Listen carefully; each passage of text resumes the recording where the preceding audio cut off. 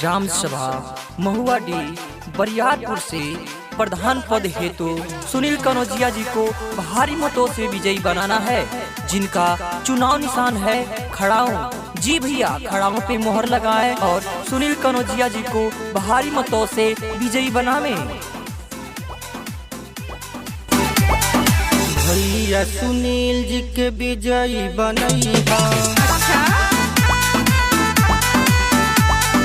भैया सुनील जी के विजयी बनैहा। चुनाव चिन्ह खड़ाऊ पे मोहर लगैहा, चुनाव चिन्ह खड़ाऊ पे मोहर लगैहा।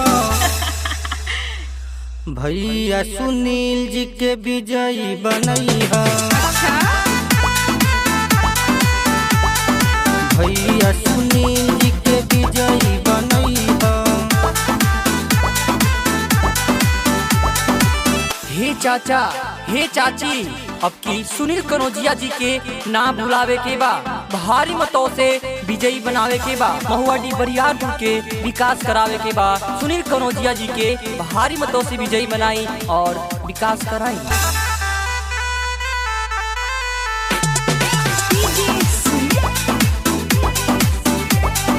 बाटे चारू ओर हाला हो, काहे पड़ल बाड़ चक्कर में। गंगा विकास के बही हो, केहू ना बाटे टक्कर में। बाटे चारू ओर हाला हो, केहू ना बाटे टक्कर में।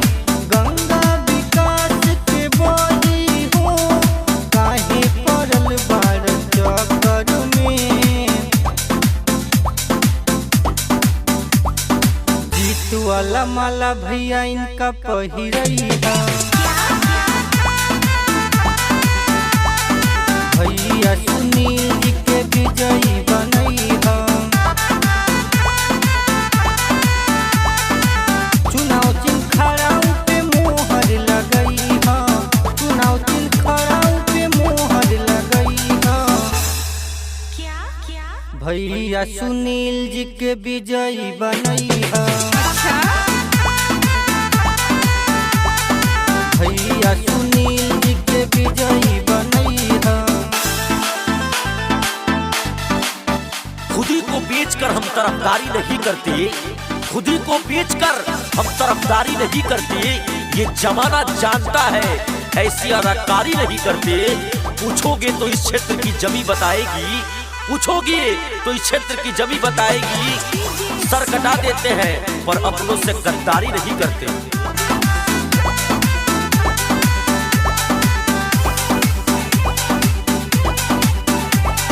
सेवा में हरदम खड़ा रहेले, देखो सुनील भैया।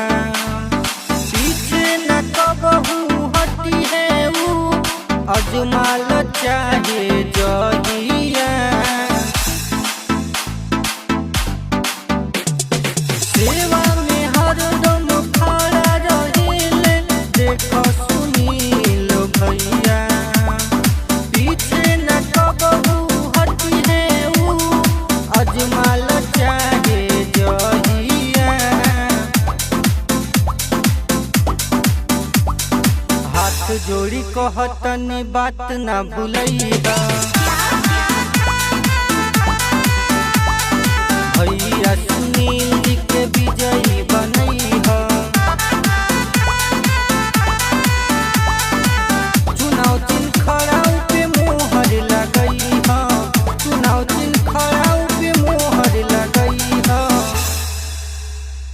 भैया सुनील जी के विजयी बनैहा।